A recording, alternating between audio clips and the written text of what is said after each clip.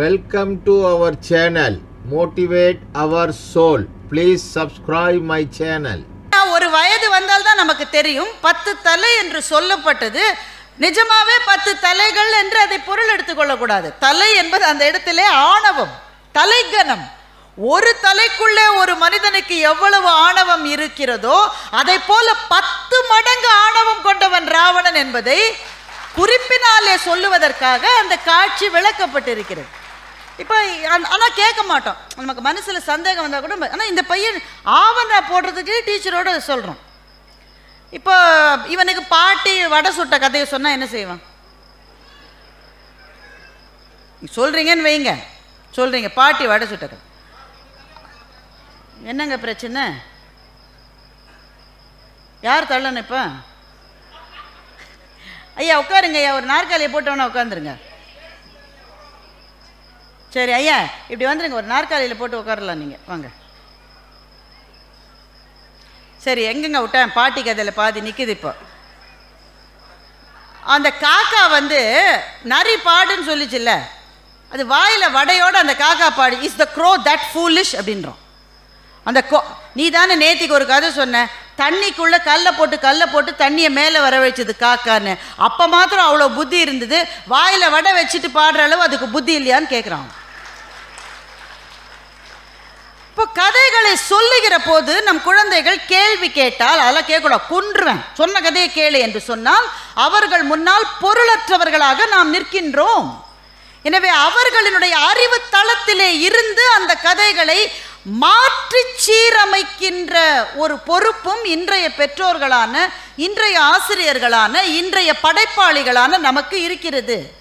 இப்போ நான் ஒரு கதையை மறுசீரமைப்பு பண்ணியிருக்கேன், நீங்கள் கேளுங்க. அதை இந்த முயலும் ஆமையும் பந்தயம் இருக்குல்ல, இந்த கதையை 2000 வருஷ கதைங்க இது, உலகத்திலே பழைய கதை இதுதான், ஈசாப் எழுதிய கதை இது.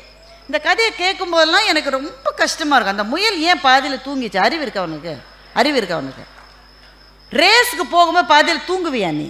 ஓய்வு வேணா எடு, ஏன்னா ஆமை ரொம்ப பின்னாடி இருக்கு, ஓய்வு தூங்கிடுவியா நீ?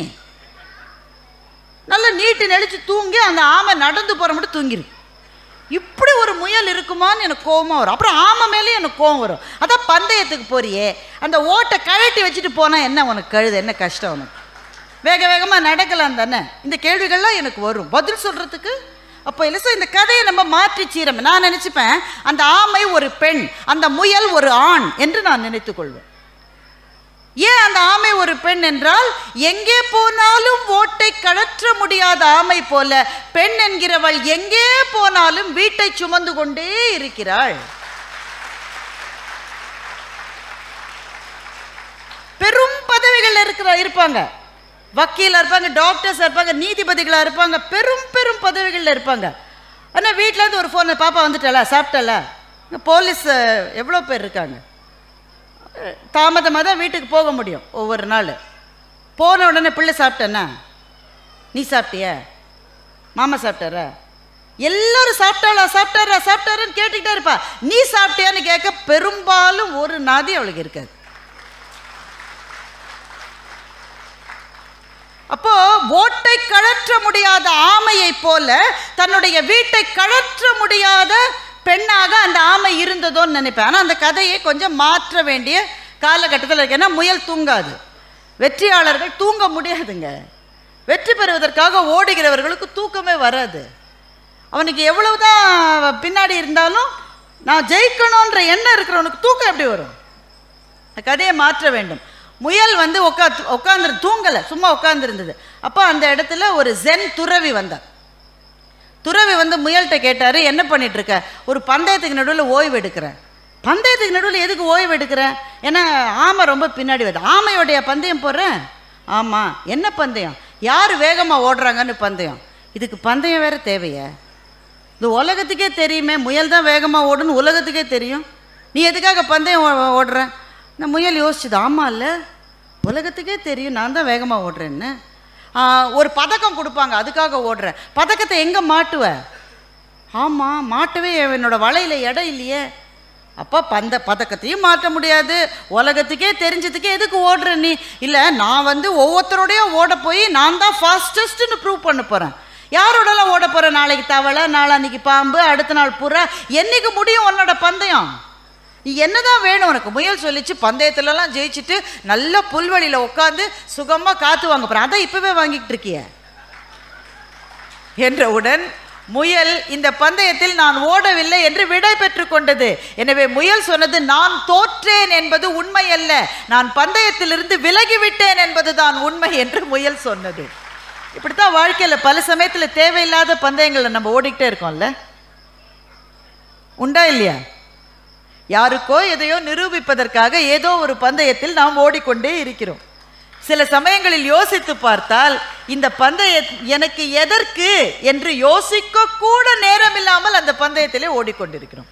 அப்ப இந்த கதையிலிருந்து நாம் தெரிந்து கொள்ள வேண்டிய மிக முக்கியமான விஷயம், எது பிடிக்கிறதோ, எது மகிழ்ச்சியை தருகிறதோ அதற்காகத்தான் நம்முடைய நேரம் செலவழிக்கப்பட வேண்டுமே ஒழிய யாருக்கோ எதையோ நிரூபிப்பதற்காக நம்முடைய நேரம் செலவழிக்கப்படக்கூடாது.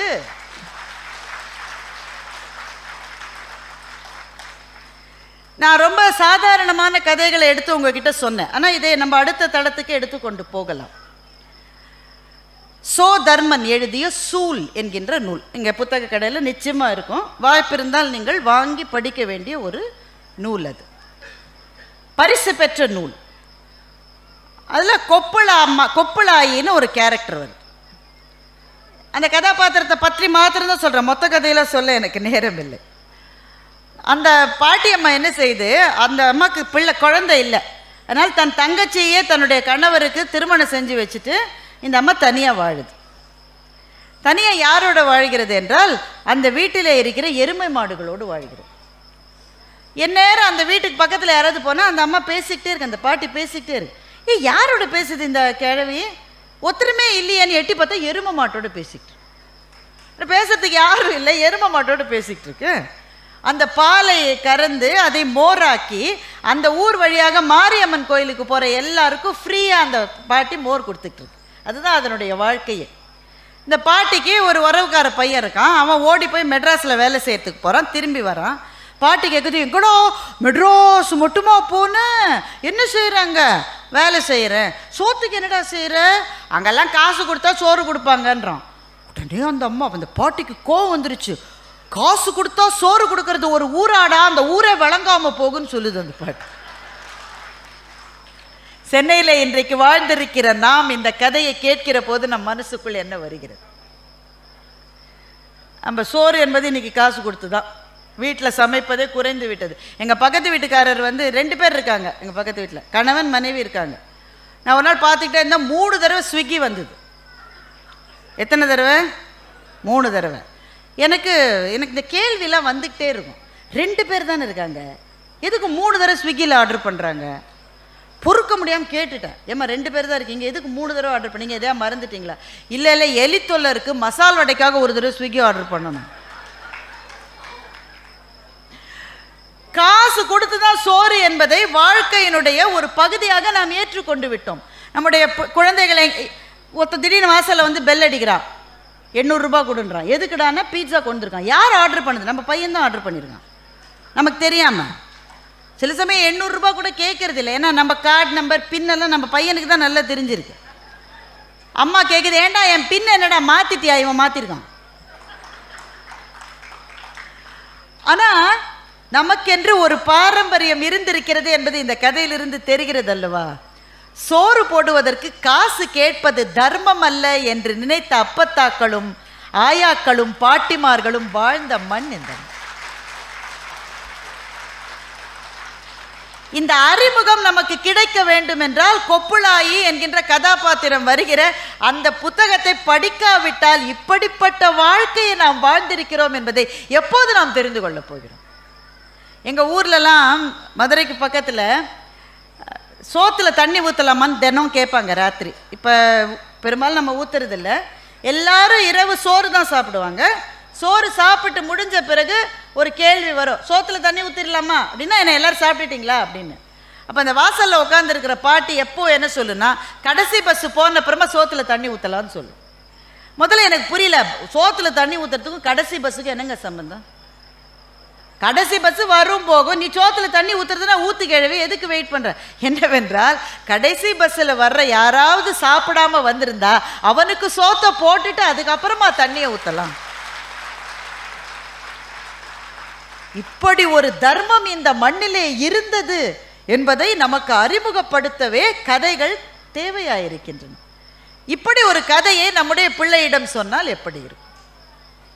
அவனுக்கு அந்த வாழ்க்கையே தெரியாதுல்ல. கு அழகிரிசாமியை பற்றி கேள்விப்பட்டிருப்பீர்கள். இது அவருடைய 100வது ஆண்டு. இடைச்செவல் என்கிற சின்ன கிராமம், வெறும் 200 வீடு மாத்திரமே இருக்கிற சின்ன கிராமம். அந்த இடைச்செவல் கிராமத்தில் 2 நண்பர்கள், கி ராஜநாராயணன், கு அழகிரிசாமி. இந்த 2 பேருமே அவ்வளவு சின்ன கிராமத்தில் வாழ்ந்து 2 பேரும் சாகித்ய அகாடமி விருது பெற்றவர்கள் என்றால் தமிழுக்கு எத்தனை பெரிய பெருமை! இந்த எழுத்தாளர்கள் தான் இந்த மண்ணின் வரலாற்றை நமக்கு கட்டமைத்து கொடுக்கிறார்கள். அதனால் தான் கதைகளை தவிர்த்து விட்டு ஒரு வாழ்க்கையை வாழவே முடியாது என்று நான் சொல்லுகின்றேன். இப்போ நம்ம அடுத்த லெவலுக்கு போகலாம். கு அழகிரிசாமியினுடைய ஒரு கதையை நான் சொல்ல போகிறேன். எவ்வளோ நேரம் இன்னும் தாங்குவீங்க? நான் பாட்டுக்கு பேசிக்கிட்டே போகிறேன். அமைச்சர் ஐயாவுக்கு எவ்வளோ வேலைகள் இருக்கு, நான் ரொம்ப நேரத்தை எடுத்துக்கொள்ளக்கூடாது. கு அழகிரிசாமியினுடைய ஒரு கதை என்னால் மறக்க முடியாத கதை. ராஜா வந்திருந்தார் என்று ஒரு கதை. கட்டாயம் எல்லாரும் படிக்க வேண்டிய ஒரு கதை. இந்த கதையெல்லாம் நடந்தே ஒரு 70 வருஷத்துக்கு முன்னாடி. ஆனால் 70 வருஷத்துக்கு முன்னாடி வாழ்க்கையை நான் ஏன் தெரிஞ்சுக்கணும்னு உங்கள் பையன் உங்களை கேட்பானா மாட்டானா? நான் இனிமேல் தெரிஞ்சுக்கிட்டு என்ன பண்ண போகிறேன்? 70 வருஷத்துக்கு முன்னாடி வாழ்ந்தவங்கெல்லாம் அவங்க இனிமேல் பல பேர் இல்லை. என்னுடைய வாழ்க்கை வேற, அவங்க வாழ்க்கை வேற என்றால் நீங்கள் அவர்களுக்கு என்ன பதிலை சொல்ல போகிறீர்கள்? நீங்கள் என்ன பதிலை சொல்ல வேண்டும் என்றால், உன்னுடைய இறந்த காலம் உனக்கு தெரியவில்லை என்றால் உன்னுடைய எதிர்காலமும் உனக்கு தெரியாது. ஏனென்றால் இறந்த காலம் என்பது வேர், எதிர்காலம் என்பது அந்த வேரின் மீது நிற்கிற மரத்திலே பூக்கின்ற ஒரு மலர். அந்த மலரின் மீது உன்னுடைய கவனம் இருக்கும். ஆனால் உள்ளே இருக்கிற வேரின் வலிமையால் தான் அந்த மலரால் மலர முடியும். வேர் என்பது புகழை விரும்பாத பூ என்று கலீல் கிப்ரான் சொல்லுகின்றார். வேர் என்பது புகழை விரும்பாத பூ என்று கலீல் கிப்ரான் சொல்லுகின்றார். அந்த வேர் தான் இறந்த காலம் எனக்கு தெரியணும். நான் இப்படிப்பட்ட ஒரு மண்ணின் மீது நான் வாழ்ந்திருக்கேன், இப்படிப்பட்ட ஒரு மொழியை பேசுகின்ற ஒரு நிலத்திலே நான் நிற்கிறேன் என்று தெரிந்தால்தான் ரெஸ்பான்சிபிளா இருப்பான். நாளைக்கு பொறுப்போடு அவன் நடந்துப்பான். இப்போ இந்த அழகிரிசாமியினுடைய ராஜா வந்திருந்தார் கதை சீக்கிரம் சொல்லிடுறேன், 2 நிமிஷத்தில் முடிச்சிடுறேன் கதையை. ஒரு பள்ளிக்கூடம், அரசு பள்ளிக்கூடம். அப்போ பாருங்களேன், எவ்வளோ வசதியான வீட்டு பிள்ளை அங்கே தான் படிக்கும், ரொம்ப ஏழையான வீட்டு பிள்ளை அங்கே தான் படிக்கும். அப்படிதான் அரசு பள்ளிகள் இருந்தது. நான் ஒரு அரசு பள்ளியில் தான் படித்தேன். அந்த ஆசிரியர்களை என்னால் இன்றைக்கும் கூட மறக்க முடியாது. நான் ஒரு பேச்சாளர் என்பதை என் மீது உயிரோடு உயிராக இருந்த எங்கள் அம்மா கண்டுபிடிக்கவில்லை, எங்கள் அப்பா கண்டுபிடிக்கவில்லை. அவங்க என்ன எல்லா வீட்லையும் என்ன சொல்லுவாங்களோ எங்கள் வீட்டில் அதான் சொல்லுவாங்க, நல்லா படி. அம்மா நான் 92 மார்க் வாங்கியிருக்கேன்ம்மா சயின்ஸில் அப்படின்னு வீட்டில் போய் சொன்ன உடனே எல்லா அம்மாவும் என்ன கேட்பாங்க? எல்லா அம்மாவும் என்ன கேட்பாங்க? பாக்கி 8 மார்க் எங்கே பாக்கி 8 மார்க்கு கேட்பாங்களா இல்லையா? அப்படி கேட்கிற ஒரு வீடு தான் என்னுடைய வீடும். அவர்களுக்கு நான் ஒரு பேச்சாளர் என்பது தெரியவில்லை. நல்லா படிக்கணும், நல்ல மார்க் வாங்கணும், அதை தாண்டி எனக்குள் கனவுகளை விதைப்பதற்கு அவர்களுக்கு தெரியவில்லை. ஆனால் என்னுடைய தமிழ் ஆசிரியர் தான் எனக்குள் ஒரு பேச்சாளர் இருப்பதை கண்டுபிடித்தார். நான் இந்த கதையை பல முறை சொல்லியிருக்கேன், இப்போ நான் சொல்லலை. ஒவ்வொரு முறையும் மேடை ஏற்றி, ஒவ்வொரு முறையும் நான் மறந்து போய் அவமானப்பட்டு திரும்ப திரும்ப என்னை மேடையிலே ஏற்றி ஏதோ ஒரு கணத்தில் நான் உணர்ந்து கொண்டேன் நான் பேச்சாளர் என்பதை. ஆனால் அதை நான் உணர்ந்து கொள்வதற்கு அந்த ஆசிரியர் தான் காரணம். ஒரு அரசு பள்ளி, அந்த அரசு பள்ளியில் ஜமீன்தாருடைய கடைசி பையன் வந்து படிக்கிறான். அதே அரசு பள்ளியில் முத்தம்மான்ற ஒரு பெண்ணு படிக்குது. ரொம்ப வறிய குடும்பம். ஆனால் அந்த முத்தம்மாவுக்கு வாய் துடுக்கு ரொம்ப ஜாஸ்தி, சரிக்கு சரி பேசும். இந்த முத்தம்மா வந்து ஒரு புக்கை வச்சிருக்கு. அந்த ராஜா வீட்டு பிள்ளை இருக்கல, ஜமீன்தார் வீட்டு பிள்ளை, அவன் ஒரு புக்கு வச்சிருக்கான். அந்த புக்கை பார்த்து என் புக்கில் யானை இருக்கு அப்படின்னு அவன் சொல்கிறான். முத்தம்மா சொல்லுது, என் புக்கில் குருதை இருக்கு. அவன் சொல்ல என் புக்கில் சிங்கம் இருக்கு. இது ஒன்று சொல்லுது, என் புக்கில் ஒட்டகம் இருக்கு. இப்படியே ரெண்டும் முட்டி மோதிக்கிட்டே இருக்கும். முத்தம்மா ஆனால் ரொம்ப ஏழை பொண்ணு. தீபாவளி வருது, அவங்க வீட்டில் எதுவுமே இல்லை. அந்த முத்தம்மாவோட அம்மா ரொம்ப கஷ்டப்பட்டு பசங்களுக்கு மட்டும் சட்டை எடுத்துருச்சு. கணவனுக்கு எதுவுமே புதுசாக எடுக்க முடியல, காசு இல்லை. ஒரே ஒரு துண்டு மட்டும் வாங்கியிருக்கு. நம்ம தீபாவளிகள் இப்படிலாம் இருந்திருக்கு, சொன்னால் நீங்கள் நம்புவீங்களா? அப்படிப்பட்ட நிலைமையில நம்ம குடும்பங்கள் இருந்திருக்குங்க. எதுவுமே வாங்க முடியாமல் பிள்ளைக்கு மாத்திரம் ட்ரெஸ் வாங்கிட்டு அவள் தனக்கு வாங்கணும்னு நினைக்கவே இல்லை பாருங்க. நாம் இன்னைக்கு சொல்லிட்டு இருக்கோம், நம்ம போத்தீஸ்க்கு போகலாமா, நம்ம அங்கே போகலாமா, சரவணா ஸ்டோர்ஸுக்கு போகலாமா. நம்ம அப்பத்தாவும் பாட்டியும் இதெல்லாம் கனவுல கூட நினச்சி பார்த்ததில்ல. அந்த அம்மா தனக்கு எதுவும் வாங்கணும்னு நினைக்கல. தன்னுடைய கணவன் பாவம் உழைக்கிறவன், அவனுக்கு ஒரு துண்டு மாத்திரம் வாங்கி வச்சிருக்கு. அப்புறம் தீபாவளிக்கு என்ன பலகாரம்னு நினைக்கிறீங்க? Any guesses? இட்லி தாங்க பலகாரம். தீபாவளிக்கு தீபாவளி செய்கிற உணவின் பேர் தான் இட்லி. இவர் 2000 வெரைட்டி இட்லி செஞ்சுருக்காரு. இனியவன் அவரோட அப்பத்தாட்ட போய் கேளுங்க, மயக்கம் போட்டு விழுந்துடும். நான் ஒரு இட்லியே தீபாவளிக்கு தீபாவளி தான் சாப்பிட்டேன். இட்லி தாங்க தீபாவளிக்கு பணியாரம், பலகாரம் அதுதான். இன்னைக்கு நம்ம வீட்டில் பாக்ஸாக வந்து அப்படியே வேஸ்ட்டாக போகுது. அதெல்லாம் இன்றைக்கு இட்லி தான் பலகாரம். அந்த அம்மா இட்லி செஞ்சு வச்சிருக்கு. நீ காலையில் தீபாவளி அன்னைக்கு காலையில் பார்த்தா இவங்க இட்லி சாப்பிட்டுட்டு வீசின அந்த இலை இருக்குல்ல, அந்த இலையை ஒரு சொறி பிடிச்ச பையன் அந்த இலையை வழித்து சாப்பிட்றோம். இந்த அம்மாவுக்கு மனசு வருத்தமாயிருச்சு. ஏன்டா அந்த இலையில ஏற்கனவே வழித்து சாப்பிட்டுட்டாங்க உள்ளே இருக்கிறவங்கள, அதுக்கு பிறகு வழிக்க என்னடா இருக்குது, என்னடா செய்கிறேன்னா அந்த பையன் அனாதை பையன். அப்பா அம்மா இறந்த பிறகு உறவுக்காரங்க அடித்து விரட்டிட்டாங்க. எங்கே போகுதுன்னு தெரியாமல் தெருவில் திரியிற பையன் அவன். அந்த பையனை உள்ளே கூப்பிட்டு கணவனுக்கு வாங்கி வச்சிருந்த அந்த துண்டை வந்து அந்த பையனுக்கு கொடுக்குறான் அந்த தாய். கொடுத்துட்டு பாக்கி ஏதோ மிச்சம் சொச்சம் இட்லி சாயங்காலத்துக்கு உப்புமா வாக்கலான்னு வச்சிருப்பாள்ல, அதை அந்த பையனுக்கு கொடுத்து சாப்பிட சொல்கிறான். உன் பேர் என்னடான்னு கேட்டால் ராஜா அப்படின்னு அவன் சொல்கிறான். இது நடந்துட்டு இருக்கிற இதே நேரத்தில் ஜமீன்தார் வீட்டில் திருமணம் நடக்கிறது. மகளுக்கு திருமணம் நடந்து மாப்பிள்ளை வருகிறார். ஜமீன்தார் வீட்டு கல்யாணம்னா கேட்கணுமா, தடபுடலாக விருந்து எல்லாம் நடக்குது. அடுத்த நாள் ஸ்கூலில் முத்தம்மாவும் அந்த ராஜா வீட்டு பையனும் ஜமீன்தார் வீட்டு பையனும், அந்த ஜமீன்தார் வீட்டு பையன் சொல்கிறான், எங்கள் வீட்டுக்கு ராஜா வந்திருந்தார் நேத்திக்கு. முத்தம்மா சொல்கிற, எங்கள் வீட்டுக்கும் தான் ராஜா வந்திருந்தான் நேத்திக்குன்னு சொல்ல. இந்த கதையை படித்து விட்டு நான் பல மணி நேரம் கண்ணீர் விட்டு அழுதேன். குழந்தைகளினுடைய உலகம் என்பது எவ்வளவு அபூர்வமானது, எவ்வளவு அபூர்வமானது. ஆலிவர் சாண்டர்ஸ் என்று அமெரிக்காவில் ஒரு பெரிய மத பிரச்சாரகர் இருந்தார். அவர் ரொம்ப ஃபேமஸ். அவர் ரொம்ப நம்ம சூப்பர் ஸ்டார் மாதிரின்னு வச்சுக்கோங்களேன். அவர் பேரை சொன்னால் தெரியாதவங்களே இருக்க முடியாது. அந்த மாதிரி அவர் ரொம்ப ரொம்ப ரொம்ப ரொம்ப பிரபலமானவர். அவர் ஒரு நாள் தனிமையை வேண்டி ஒரு பீச் ரிசார்ட்டில் போயிருக்கார். போய் பீச் பக்கத்தில் உட்காந்துருக்காரு. பக்கத்தில் இருக்கிற அந்த மீனவ பகுதியிலிருந்து ஒரு பெண் குழந்தை ஓடி வந்துருச்சு உள்ள. இவர் அந்த பெண் குழந்தையோட விளையாடுறார். அந்த குழந்தைக்கு இவர் இவ்வளோ பெரிய ஆளுன்னு அதுக்கு தெரில. 2 பேரும் விளையாடினாங்க. விளையாடி முடித்த உடனே ஆலிவர் சாண்டர்ஸ் சொன்னார், நீ உங்கள் அப்பா அம்மாவுக்கு ஒரு அதிர்ச்சி கொடுக்க போகிற. நீ என்ன அதிர்ச்சி? நீ உங்கள் அப்பா அம்மாட்ட போய் சொல்லு, நான் இன்னைக்கு ஆலிவர் சாண்டர்ஸோட பீச்சில் விளையாடினேன்னு சொல்லு. அவங்க அப்படியே பரவசம் ஆகிடுவாங்க. உடனே அந்த பொண்ணு சொல்கிறது, அப்படியா சரி, நீங்களும் உங்கள் வீட்டுக்கு போய் உங்கள் அம்மா கிட்ட நான் மேரியோட விளையாடினேன்னு சொல்லுங்க, அவரும் பரவசமாயிடுவாங்க.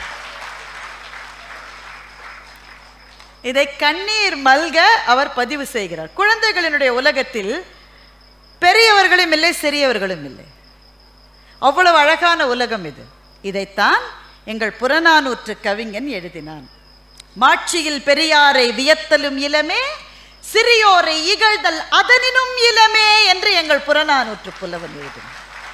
இந்த வரியை எப்படி எழுதினான் கணியன் பூங்குன்றன் என்று நான் நினைத்து நினைத்து நினைத்து பார்க்கின்றேன். இது நம்முடைய மொழிக்கு கிடைத்த மகத்தான கௌரவங்களில் ஒன்று கணியன் பூங்குன்றன். அந்த முதல் வரி எல்லாருக்கும் தெரியும், யாதும் ஊரே யாவரும் கேளீர், அதை எல்லாரும் சொல்லிடுவாங்க. ஆனால் அந்த பாடலை படிக்க படிக்க இன்னும் பிரம்மாண்டமாகி கொண்டே போகிறது. இந்த வாழ்க்கை என்பது ஆற்றிலே போகின்ற புனை போல. இப்படிப்பட்ட வாழ்க்கையை வாழுகிற போது இதில் பெரியவர்கள்னு யாரும் கிடையாது, சின்னவங்கள்னு யாரும் கிடையாது, எல்லாரும் ஒன்றுடா, அத்தனை பேரும் ஒன்று. மாட்சியில் பெரியாரை வியத்தலும் இளமே, சிறியோரை இகழ்தல் அதனினும் இளமே என்று சொல்லிவிட்டு போன ஒரு அறத்தின் மண்ணின் மீது நாம் இப்போது வாழ்ந்து கொண்டிருக்கிறோம் என்பது எத்தனை பெருமைக்குரியது. அது நம்முடைய பிள்ளைகளுக்கு தெரியுமா? தெரியவில்லை என்றால் அவர்களுக்கு தெரிவிக்காதது யாரினுடைய பிழை? இப்படிப்பட்ட அறங்கள் இந்த மண்ணிலே இருந்தது என்பதை நம் பிள்ளைகளுக்கு சொல்லுவதற்கு கதைகளை விட்டால் நமக்கு வேறு கதியே கிடையாது நண்பர்களே. கதைகள் தான் இந்த சரிங்க, நீங்கள் சொல்கிறீங்க எல்லாம் கரெக்டு. இப்போ அந்த கதைகளை எப்படி தேடி போவது? முதல்ல நீங்கள் தேடிப்போங்க. உங்களுக்கு பிடித்த எழுத்தாளர் யாராக வேண்டுமானாலும் இருக்கலாம். நீங்கள் கட்டுரை படிக்கணுமா? கதைகளை படிக்கணுமா? சுவாரஸ்யங்கள் கொட்டி கிடைக்கின்றன. இன்னும் ஒன்று சொல்கிறேன், அதோடு நிறைவு செய்து கொண்டால் சரியாக இருக்கும்னு நினைக்கிறேன். நம்முடைய மொழியை பற்றி நமக்கு சில சமயம் அக்கறை இல்லை. நம்முடைய பிள்ளைகளுக்கு அவன் ஆங்கிலத்தில் பேசினா கூட பெருமைன்னு சில சமயம் நினைக்கிறோம். அவனுக்கு தமிழ் தெரியல என்பது சிறுமை என்று அந்த பிள்ளைக்கு நாம் இதுவரை சொல்லித்தரல. ஐ டோன்ட் நோ தமிழ் அட்டுச்சான், அதில் ஒரு பெருமை அவனுக்கு என்று நாம் கேட்க மறுக்கிறோம். ஏன்? நம் குழந்தைகளை பார்த்து நாம் பயப்படுகிறோம். தைரியமாக கேட்குறவங்க கிட்ட சொல்லுங்க, உங்கள் பிள்ளைகளை பார்த்து நீங்கள் பயப்படுகிறீர்களா இல்லையா? ஒரு வயசுக்கு பிறகு பயமா தாங்க இருக்கு. அவனுக்கு திருமணம் ஆயிட்டா ரொம்ப பயமா இருக்கு. ஒரு பேச்சையும் கேட்க மாட்டேன்றான். பார்த்து பார்த்து தான் சொல்ல வேண்டியிருக்கு. சூதானமாக சொல்ல வேண்டியிருக்கு அவன்கிட்ட. அவன் பிள்ளைய கொண்டு போய் அவன் வேற ஒரு இதில் சேர்த்தா, தமிழே தெரியலையேடா, வெளிநாட்டில் இருக்கான். இங்கேருந்து அந்த பாட்டிமா ஃபோன் பண்ணுது, hi grandma, how do you do. இதுக்கு ஒன்றுமே புரியல. இங்கிலீஷ் தெரிஞ்ச பாட்டி தான், ஆனால் அவன் பேசுகிற மொழி புரியல. என்னடா தமிழில் ஒன்றுமே சொல்ல மாட்டேங்குது, சொல்லி கொடுறா தமிழ். அம்மா அதுக்கெல்லாம் இங்கே டைம் இல்லைன்னு அவன் சொல்கிறான். இப்போ இந்த அம்மாவுக்கு பயமாக இருக்குது. இப்படியே போனால் மொழியே போயிடுச்சுன்னா, அப்போ மொழி போய்விட்டால் என்ன நடக்கும் என்பதை இதுவரை நாம் யோசிக்கவில்லை. ஏனென்றால் மொழிதான் ஒரு கலாச்சாரத்தினுடைய ஆணிவேர் நண்பர்களே. ஒரு பண்பாடு என்பது ஒரு மாபெரும் கோவில் என்றால் அந்த கோவிலுக்கு இருக்கின்ற அஸ்திவாரம் என்பது பண்பாட்டினுடைய முதல் படியே மொழிதான்.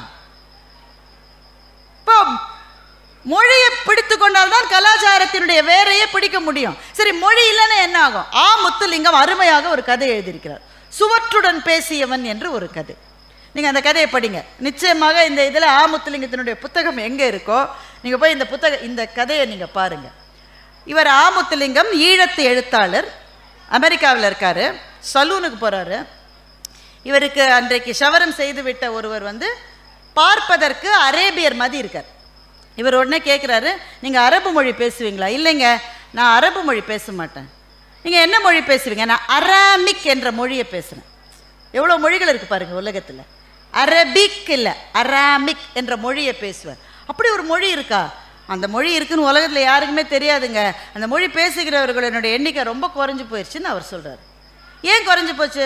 என்ன, நாங்களாம் வேறு வேறு நாட்டுக்கு போயிட்டோம், அந்தந்த நாட்டு மொழியை பேசுகிறோம், எங்கள் பிள்ளைகள்லாம் கற்றுக்கலை, அதனால் அந்த மொழி கம்மியாக போயிடுச்சு. என் மனைவி இருந்த மட்டும் நானும் அவ்வளோ அந்த மொழியில் தான் பிடிவாதமாக பேசுவோம். அவங்களும் 2 வருஷம் முன்னாடி இறந்துட்டாங்க. ஐயோ அப்படியா? அப்போ நீங்கள் என்ன செய்கிறீங்க? நான் தினம் இங்கே இந்த சலூனுக்கு வர்றவங்கள்ட்ட ஆங்கிலத்தில் தான் பேசுவேன். ஏன்னா அமெரிக்கா நாடு, ஆங்கிலத்தில் தான் பேசுவேன். வீட்டுக்கு போயிட்டு என் வீட்டின் சுவர்களோடு நான் அராமிக் மொழியில் பேசுவேன் என்று அவர் சொல்லுகிறார். கேட்டுக்கொண்டிருக்கிற ஆ முத்துலிங்கத்துக்கு தூக்கி வாரி போடுகிறது. சுவரோடு பேசுவீங்களா? ஏன்? ஏன்னா எனக்கே மறந்துருச்சுன்னா மொழி, நான் ஒத்தந்தான் இருக்கேன். இந்த உலகத்திலேயே என் மொழி பேசுகிறவர்கள் குறைந்து விட்டார்கள். ஆனால் உங்களுக்கு ஒன்று தெரியுமான்னு அவர் சொல்கிறாரு, இந்த அராமிக் மொழி தான் இயேசுநாதர் பேசிய மொழி என்று சொல்லுகின்றார். இயேசுநாதர் ஹீப்ரு மொழியை பேசியதாகத்தான் நான் கூட நினைத்து கொண்டிருந்தேன். அவர் பேசிய மொழியின் பேர் அராமிக் மொழி. இன்றைக்கு அந்த உலகத்தில் அதை பேசுகிறவர்களுடைய எண்ணிக்கை கையளவு குறைந்து விட்டது. எனவே ஒரு மொழி தொடர வேண்டும். சின்ன வயசில் நம்மலாம் விளையாடி இருக்கோம்ல, அந்த பேட்டன் ரேஸ்ன்னு சொல்லுவாங்க. அதை 4 பிள்ளை நிற்கும், ஒவ்வொருத்தர் 100 மீட்டரில் நிற்பாங்க. அந்த குச்சி எடுத்துகிட்டு ஓடணும்.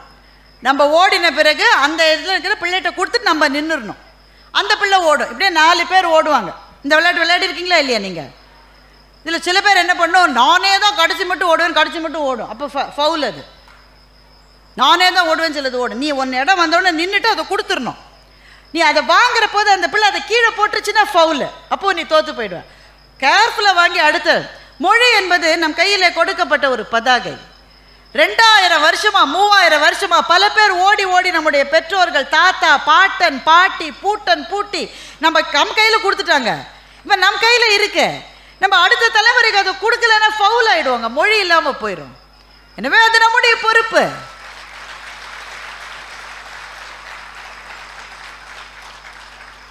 இந்த மொழி இருக்கிறது, இதற்கான ஒரு அறம் இருக்கிறது, இந்த மண்ணில் எப்படிப்பட்ட ஒரு வாழ்க்கை இருக்கிறது என்பதை கதைகளிடமிருந்து தான் நாம் கற்றுக்கொள்ள வேண்டும். எங்கிருந்து ஆரம்பிப்பது? எங்கிருந்து வேண்டுமானாலும் ஆரம்பியுங்கள். நீங்கள் சுற்றி வருகிற போது எது உங்கள் நெஞ்சை தொடுகிறதோ அதை எடுத்து படிக்க ஆரம்பியுங்கள்.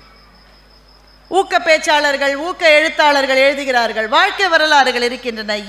The choice is yours. ஆனால் படிப்பது என்பது ஒரு மாடிப்படியில் ஏறுவது போல. முதல் படியில் ஏறதான் ரொம்ப கஷ்டம், அப்பதான் தூக்கம் வரும் பயங்கரமா. அதை தாண்டி முதல் படியில் ஏறிட்டீங்கன்னா மேலே மேலே மேலே மேலே போகணும். ஏன்னா வாசிப்பு என்பது இந்த உலகத்திலேயே நாம் தனியாக இல்லை என்று நாம் புரிந்து கொள்வது புத்தகங்களை படிக்கிற போது மாத்திரம்தான். எல்லாரும் தனியாக இருக்கோம்ல, அந்த எண்ணம் நமக்கு வரலன்னு ஒருத்தராவது சொல்ல முடியுமா? என்னங்க தனி, எங்கள் வீட்டில் 13 டிக்கெட் இருக்குது, என் நேரம் லபோ லபோ லபோன்னு கத்திக்கிட்டு இருக்கு. 13 டிக்கெட் இருந்தாலும் 15 டிக்கெட் இருந்தாலும் சில நேரங்களில் நமக்குள்ள தனிமை வரத்தான் வருகிறது.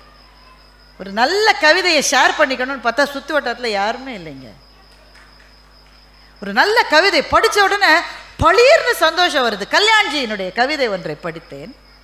சந்திரோதயம் நன்றாய் தெரியும்படி ஒரு தோட்டம். நல்லா கவனிங்க கவிதையை. சந்திரோதயம் நன்றாய் தெரியும்படி ஒரு தோட்டம், தோட்டத்து நெல்லி மரத்தில் கயிற்றினால் ஒரு ஊஞ்சல், அந்த ஊஞ்சலில் ஆடுகிறாள். யார் ஆடுறான்னு அவர் சொல்ல, அந்த ஊஞ்சலில் ஆடுகிறாள். கருக்கலுக்கு பிறகு சமஞ்ச பிள்ளைக்கு வெளியில என்னடி வேலை என்ற அம்மாவின் குரல் கேட்டு உள்ளே ஓடுகின்றாள். கங்குல் மங்குகின்றது, ஊஞ்சல் இன்னும் ஆடிக்கொண்டிருக்கிறது என்று கல்யாண்ஜி கவிதையை எழுதுகிறார். இது வந்து ஒரு சினிமா மாதிரி, இது ஒரு கவிதை இல்லை, இது ஒரு சினிமா. அந்த பெண் யார்? சாயங்கால வேளையில் வீட்டு தோட்டத்தில் இருந்த ஊஞ்சலில் ஆடிட்டு அம்மா சத்தம் போட்டோன்னு உள்ளே ஓடி போன அந்த பெண் யாரு? இன்னும் 10 வருஷம் கழிச்சு அவள் இப்படி வந்து ஊஞ்சலில் உட்காந்து ஆடுவாளா? நம்மளாம் நம்ம அம்மா வீட்டில் இந்த ஊஞ்சலில் ஆடி இருக்கோம் தானே. 10 வருஷம் கழிச்சு ஊஞ்சலில் உட்காந்து ஆட முடியும்? ஆடினா பக்கத்து வீட்டில் நல்லா தான் இருந்துச்சு, நல்லா தான் இருந்துச்சு, இப்போ தான் கொஞ்ச நாளத்தான் சரியில்லை. அப்போ வயது என்பது நமக்கு ஒரு திரை மாதிரி, நம்மளுடைய சந்தோஷங்களுக்கு பக்கத்திலேயே இப்போ இந்த கவிதையை படித்த உடனே ஒருத்தருக்கு மனசு துள்ளுகிறது. யார்ட்டையா சொல்லணும், யார்ட்டையா சொல்லணும். அந்த நேரம் யாருமே இல்லை. பையன்கிட்ட சொன்னா வாட் டஸ் இட் மீன், ஒன்ட்ட போய் சொன்னேன்டா என் புத்தியை வடிவேல் சொல்வார்ல, திருப்பாலியே அடிச்சுக்கணும். அப்போது சில சமயம் ஒத்த ரசனை உள்ளவர்களுக்காக மனசு ஏங்குகிறது. இன்னொரு கவிதை சொல்கிறேன் பாருங்க. மருந்து கடைக்கு மகளுடன் போனேன் அப்படின்னு நம்ம சின்ன பிள்ளை தூக்கி வச்சுட்டு போகிறாருன்னு வச்சுக்கிங்களேன். மருந்து கடைக்கு மகளுடன் போனேன். வழக்கம் போல் அம்மாவுக்கு டயபெட்டிஸ் மாத்திரை, அப்பாவுக்கு இரத்த கொதிப்பு மருந்து, பாட்டிக்கு தலைவலி மருந்து, எறும்பு மருந்து என்று சொன்னேன். கவிதை புரியுது தானே? ஒருத்தர் ஒரு கணவர் தன்னுடைய குழந்தையை தூக்கிட்டு மருந்து கடைக்கு போகிறாரு. மருந்து கடைக்காரர்கிட்ட வழக்கம் போல் இவங்களுக்கு டயபெட்டிஸ் மாத்திரை, அவங்களுக்கு ப்ரெஷர் மாத்திரை, தலைவலி மாத்திரை, எறும்பு மருந்து என்று சொன்னேன். எறும்பு மருந்துன்னா என்ன நம்ம எல்லாருக்கும் தெரியும் தானே, குழந்தைக்கு தெரியாது தானே. குழந்தை கேட்டதான், அப்பா நம்ம வீட்டில் இருக்கிற எறும்புக்கு உடம்பு சரியில்லையாப்பா என்று குழந்தை கேட்டது. அந்த மருந்தே எறும்பு கொல்றதுக்கான மருந்து. ஆனால் குழந்தைகளினுடைய உலகம் எவ்வளவு அழகானது என்றால், அது நினைக்கிறது வீட்டில் இருக்கிற எறும்புக்கு ஏதோ உடம்பு சரியில்லைன்னு அப்பா மருந்து வாங்குகிறார் என்று. நானும் மருந்தை கேட்கவில்லை, கடைக்காரரும் மருந்தை கொடுக்கவில்லை என்று சொல்லி கவிதையை முடிக்கிறார் அந்த கவிஞர். அப்ப ஏன் நமக்கு புத்தகங்கள் தேவை என்றால், நம்முடைய அன்றாட வாழ்க்கை என்பது நம்மை ஒவ்வொரு நாளும் உந்தி தள்ளுகிறது. மோர் ப்ரெஷர், மோர் ப்ரெஷர், மோர் ப்ரெஷர். இன்னும் ஓடு, இன்னும் ஜெய், இன்னும் பணம் சம்பாதி, அவன் கார் வாங்கிட்டான், இவன் ஸ்கூட்டர் வாங்கிட்டான், ஓடு ஓடு ஓடு என்று வாழ்க்கை நம்மை துரத்தி கொண்டே இருக்கிறது. அதிகார போட்டிகள் பெருகி கொண்டே இருக்கின்றன. அப்போது ஒரு இடத்திலே உட்கார்ந்து மனம் கனிய வேண்டும் என்றால் இந்த மண்ணை, இந்த மண்ணின் மொழியை, இந்த மொழி சொன்ன அறத்தை, அந்த அறம் சொன்ன மகத்தான விஷயங்களை நம் மனத்துக்குள் இறக்கிக் கொள்ள வேண்டும் என்றால் புத்தகம் ஒன்றை தவிர நமக்கு வழி இல்லை. ஏன் அது செல்போன்லயே கிடைக்காதுன்னா கிடைக்கும், கூடவே 4 சஜஷன் வரும். இந்த நடிகை இப்படி செய்து விட்டாராமே, உடனே மனசு அங்க போயிடும். அந்த அவங்களும் ஒரு பொண்ணு தானையா அப்படின்னு மனசு நினைக்காது. எனவே கீழ்மைகளின் பக்கம் நம்மை உந்தி தள்ளுவது நம்மை சுற்றி இருக்கிற ஊடகங்களும் சாதனங்களும். ஆனால் மேன்மைகளின் பக்கத்தில் நம்மை தள்ளுவது புத்தகங்கள் மாத்திரம்தான் என்பதால் அன்பு சொந்தங்களே, இந்த அருமையான வாய்ப்பில் உங்களிடம் என் நெஞ்சை பரிமாறிக்கொண்டதிலே எனக்கு ரொம்ப மகிழ்ச்சி. ஏனென்றால் சின்ன சின்ன கதைகள் புத்தகங்களிலே இருக்கின்றன. அந்த கதைகளின் மேல்தான் நம்முடைய வாழ்க்கை கட்டமைக்கப்பட்டிருக்கிறது. அதை நாமும் படித்து அறிந்து மகிழ்ந்து நம் அடுத்த தலைமுறைக்கும் எடுத்து செல்லுவது தான் இது போன்ற புத்தக கண்காட்சியினுடைய நோக்கம். இவ்வளவு செலவு, இவ்வளவு சிரமம் ஏன் இதை அரசு செய்கிறது என்றால் அந்த முதல் படியில் நம்ம ஏற்றுவதற்காகத்தான் செய்கிறது. முதல் படியில் ஏறின பிறகு அரசினுடைய வேலையில் நாம மேல மேல ஏறி போயிடுவோம். அப்படி ஏற வேண்டிய பணி நம் கையிலே இருக்கிற அந்த கோலை அடுத்த தலைமுறையிடம் கொடுக்க வேண்டிய பணி நம்மிடம் இருக்கிறது. நம் கடமையை நாம் மறக்கக்கூடாது என்று சொல்லி இந்த நல்ல வாய்ப்பை கொடுத்த அத்தனை பேருக்கும், இருந்து கேட்ட அமைச்சர் பெருமகனார் அவர்களுக்கும், மிகச்சிறப்பாக இதை நிகழ்த்தி இருக்கிற கலெக்டர் அலுவலகத்தை சார்ந்த பெரியவர்களுக்கும், மேடையிலே இருக்கிற பெருமக்களுக்கும் நன்றி சொல்லி முடிக்கிறேன். வணக்கம்.